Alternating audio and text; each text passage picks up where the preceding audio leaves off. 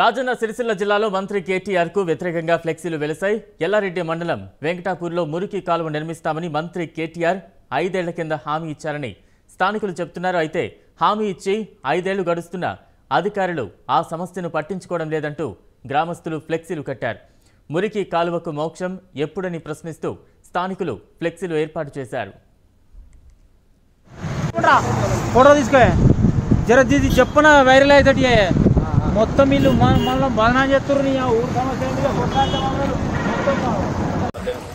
2017లో మన కేటీఆర్ గారు మన మంత్రి 2017లో వెంకటాపూర్ వచ్చి ఎక్స్పోర్ట్ దగ్గర ఉన్నాము.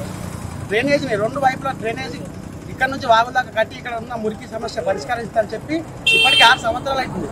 ఇప్పటి వరకు దాన్ని పట్టించుకోకపోవడం మరియు దాన్ని గుర్తు చేయడానికి మేము ఫ్లెక్సీలు కడితే ఈరోజు పోలీసులు దౌర్జన్యం కాచి ఆ ఫ్లెక్సీలు తీసుకుపోవడం ఎంతవరకు సమన్వయమో మాకైతే అర్థమైతే లేదు.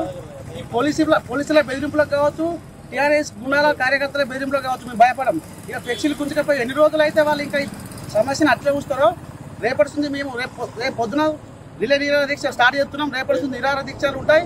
ఈ సమస్య పరిష్కారం అయ్యేంత వరకు ఎంతమంది మీద కేసులు పెట్టి ఎంతమందిని జైలుకు తోలుతారో మేము కూడా చూసుకుంటాము.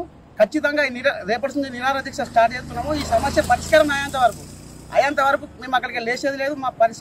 ఈ సమస్య పరిష్కారం అయిన తర్వాతనే మేము అక్కడి నుంచి విరమిస్తామని